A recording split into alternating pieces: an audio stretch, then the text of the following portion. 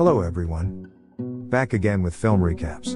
In this video, I'm going to recap one of the horror slasher films from 2024, titled Winnie the Pooh, Blood and Honey 2. Before we get to the storyline, I'd like to wish everyone a happy and great day. Without further ado, let's get straight to the storyline. The movie opens right after the events of the first film, where the young boy Christopher befriended Winnie the Pooh and his friends in the 100-acre woods. Christopher used to bring them food regularly, until he left to attend college, and as a result, the animals began to starve. Then they started going out and killing people, but Christopher somehow managed to escape from them. Although our protagonist, Christopher, managed to make it out alive, most of the townspeople refused to believe in his story. He slowly became an outcast of the society. But there were also a small group of locals who believed Christopher. Determined to kill the creatures, these people searched the 100-acre woods for months, but they couldn't locate any of them. Pooh and his friends were now pushed deeper into hiding. On the other hand, Chris studied diligently and finished his medical training. He joined Ashdown Hospital as a junior doctor, but it quickly became apparent that the people didn't trust him. In fact, they made a movie about the 100-acre massacre, depicting him as the villain. The scene then cuts to the present, where we see three female friends, Mia, Jamie, and Alice, camping and performing a seance in a caravan in the middle of the woods. Just as they complete the final step, an unseen force rocks their caravan. This scares them shitless, and they assume the spirit has been summoned. And then all of a sudden, Alice, who was leaning against the caravan wall, is stabbed right through the chest by someone. At this moment, Jamie rushes to close the door, but the mysterious being slams it hard, crushing her fingers. It then uses its brute strength to slowly push the caravan towards the lake. Terrified, Mia escapes through the back window, and tries to get away in her quad bike, but it doesn't seem to start.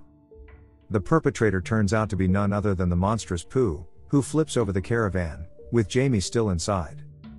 To make matters worse, a cloth catches fire, and the poor girl is badly burnt. Pooh then turns his attention towards Mia, and he makes her step on a bear trap. Then, he drags her away from the quad bike, and starts breaking all her appendages one by one. Mia pleads for mercy, but Pooh responds by driving her head into the same bear trap, resulting in a horrific death. Meanwhile, Jamie's face has been completely disfigured by the fire. As if that wasn't enough, the second creature, Owl, shows his presence. He grabs a large piece of log, and crushes Jamie's head into pieces. The scene then cuts to Christopher, who's in the midst of a hypnotherapy session. Turns out he's trying to recall an important memory from his childhood days. He's starting to see images of his time with Pooh. However, after that, it's all blurry, and he can't seem to recall that important memory. After the session ends, Chris finds his best friend, Lexi, waiting for him outside. Despite all the controversy surrounding him, she has still remained by his side, and believes in his story. Upon reaching home with Lexi, Chris learns that his car has been vandalized with the words "murderer" spray painted on it. His dad tries his best to cheer him up, but it seems that Chris is deeply affected.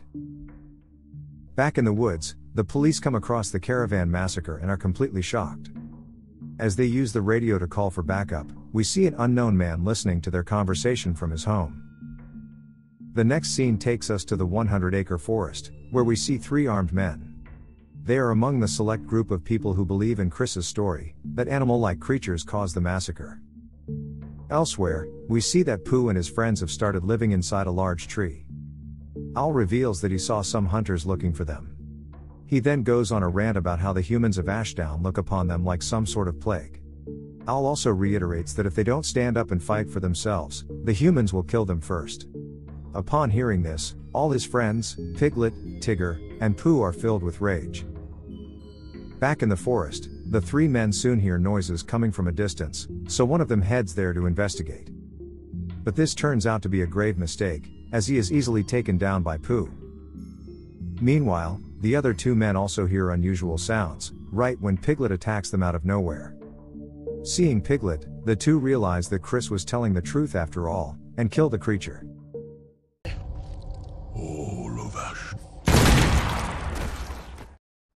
Soon, they find the third friend in a vegetative state, with his neck ripped out. Pooh then appears and uses their shotgun to blow up the second guy's face, and the remaining man is killed as well. In the aftermath, we see that the second guy, whose face was blown off, is still alive. He somehow makes his way out of the forest. The following morning, Chris is at the hospital, engaging in his regular duties. Unfortunately, his superior orders him to leave the job. The man reasons that while Chris is good at work, his past history has created a negative impact on the hospital. Our poor hero has no choice but to accept his resignation. Just then, he spots a janitor whom he finds very familiar, right when several nurses burst into the hallway with the face blown up guy. Chris immediately recognizes him as his school friend, Aaron, and wonders what caused his injuries. Devastated from the day's events, Chris returns home and plays with his little sister, Ella. She is the only person who doesn't judge him, and makes him smile. Back in the forest, we see a dad teaching his son about different varieties of birds. The little boy peeks through the binoculars, when he suddenly witnesses the creature owl. Owl then snatches his dad away. We later see Pooh and his associates throwing the man's mutilated remains into the river. In the next scene, Chris is at his usual hypnotherapy session. He tries to remember what happened in the past. As he has visions of his friendship with Pooh, a narration reveals that Pooh was actually always evil. He used to devour flesh like he does now, but Chris, being naive and innocent, couldn't understand that. Then, the memories shift to the day of his brother, Billy's birthday. Several kids had arrived for the occasion and they ended up having a great time. All of a sudden, Chris witnessed Billy was lured into a van, and he saw the kidnapper's face. But as he tries hard to recall the face, the image is still blurry, and he can't identify who it is. In the forest, a bunch of cops finally manage to locate the monster's lair. They are shocked to see mutilated human remains and other weird stuff lying around. But as expected, they are unable to escape. The creatures show up, and obliterate them one after another. Elsewhere, Chris is at home, adamant on finding the kidnapper's identity. He searches the internet about the crimes that took place in 2003, the same year when Billy went missing. Chris then comes across an article, which reveals that 7 children were kidnapped in 2003. He also finds an article about Arthur Gallup, a famous genetic researcher who used to experiment on animals. This man's house was mysteriously burned down, which led to his death. The following morning, a cop visits Chris with some urgent news. He reveals that Aaron has regained consciousness, but is refusing to talk to anyone except Chris. In the next scene, Chris visits his injured friend, and inquires about what happened. To his surprise, Aaron responds by writing on a board, "You were right." This makes Chris realize that he was attacked by the creatures. Aaron then writes, "They did this," and moves to open his bandages, revealing his gruesomely injured face. At this moment, Chris spots the same janitor from earlier peeking through the window, and it finally dawns on him that this man was Billy's kidnapper, but the janitor has already left. Elsewhere, one of Chris's friends is taking a shower at home, when he hears some noises in the other room. Upon checking, he is shocked to discover pieces of meat and other human remains on the floor. The guy heads outside, only to be attacked by Owl. The creature vomits acid on his face, before brutally stabbing him to death. On the other hand, Chris starts tailing the janitor wherever he goes. He finally locates his house, and infiltrates it holding a weapon in hand. When the man is confronted, he tries to act all innocent at first, but he finally speaks up. The janitor reveals that he was paid by Dr. Arthur Gallup to kidnap several kids, and in exchange, his debts would be paid off. He further reveals that the crazy doctor would experiment on those kids. He used to alter their genes, combine their DNA with animal DNA, and perform several other unimaginable things. Dr. Gallup was eventually successful in his experiments, and he created monsters. However, when he realized that they were dangerous, he decided to end them. The janitor got to know about his intentions, so he followed Dr. Gallup to the 100-acre forest. He urged him not to kill the children, but the janitor was very drunk at that time, and he soon passed out. When he woke up, he discovered that Dr. Gallup had already buried the children after killing them. In a fit of rage, the janitor grabbed Gallup's weapon, and killed him as well. The buried children weren't dead after all, they soon came out from their graves like zombies, and have been wreaking havoc ever since. In the aftermath of the incident, the janitor fled to Dr. Gallup's lab, grabbed all the documents that could lead to his arrest, and burned the house down.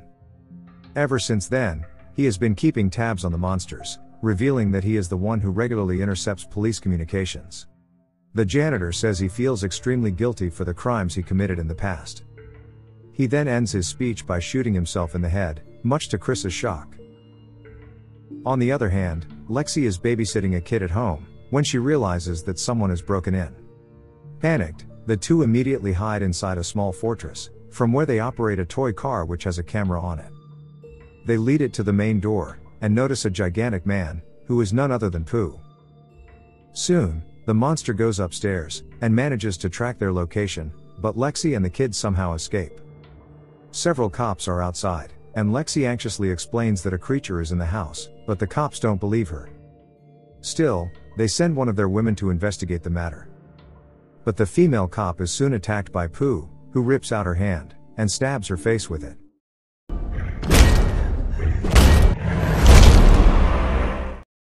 Elsewhere, we see that Chris has stolen a lot of items from the janitor's house, including Dr. Gallup's personal voice recordings and other notes. In one of the recordings, he mentions how his experiments on children are working. The kids are now taking the form of the very animals their genetic sequence has been linked with. They have also acquired regenerative abilities, meaning they can heal their wounds. Just then, Chris gets a call from Lexi, informing him about the situation. She also reveals that one of their friends was found dead earlier at his house, and warns Chris to contact his parents as they could be in danger. Unfortunately, it is too late as we see Pooh has arrived at Chris's house.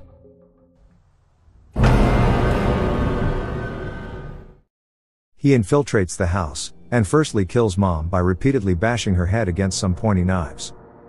Dad becomes the next victim, as we hear his desperate cries. Pooh then finds the little girl, and the scene abruptly changes to where he finds a picture of Chris as a child.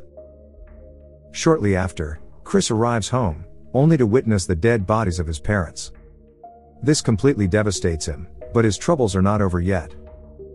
When he rushes to his sister's room, he finds her missing.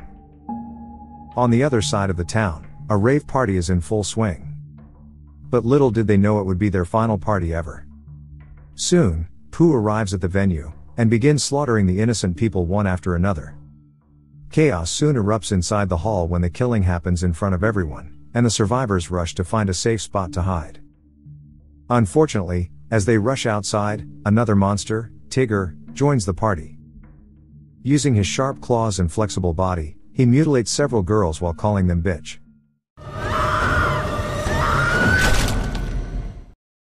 Meanwhile, Chris, who is out to find his sister, hears about the party commotion on the radio. Realizing that the monsters are here, he grabs his gun and heads in that direction. He soon arrives at the venue, only to witness the dead bodies of hundreds of people lying around. Chris then makes it to a room, where he finds a girl still breathing. As he tries to talk to her, Tigger confronts him from behind, but Chris bravely shoots the creature in the abdomen. He fires several more rounds, causing Tigger to flee with grave injuries. At the same time, Pooh is going about his savage business with each of his victims. Following this, Chris rushes to the 100-acre woods, hoping to find his sister. Shortly after, Pooh arrives at the scene, holding a chainsaw in hand. Chris desperately asks about his sister's whereabouts, but Pooh starts the chainsaw instead, and begins pursuing him through the area. A game of cat and mouse then follows, which ends with Chris on the ground, and Pooh about to attack him. But at that moment, the monster spots something, which causes him to drop his weapon and ignore Chris. He takes a few steps forward, where he sees the very grave he came out of. Pooh imagines the younger version of himself standing next to him, making him emotional. Seeing this, Chris calls him Billy, finally revealing that the monster is none other than his brother. He apologizes for what he has been through, but pleads that his sister be released. However, Pooh doesn't care about family anymore, and he picks up Chris. Lexi then arrives out of nowhere, and when Pooh is about to kill her too, Chris grabs an axe. He ends up plunging in Pooh's head, finally killing him. In the aftermath of this incident, Chris and Lexi make their way out of the forest, where the police are simply waiting for them, as they should be in this situation. An officer reveals that they found Ella at home, unharmed. Turns out Pooh never attacked the little girl. In the final scene, we are taken to the monster's lair, where Al has brought all of his deceased friends, including Pooh, Tigger, and Piglet. He applies a sticky liquid to their wounds, and laughs maniacally as they start coming back to life. The movie ends as Al says, "We'll all be back for you, Christopher Robin." Okay guys, thanks for watching. See you again in the next video.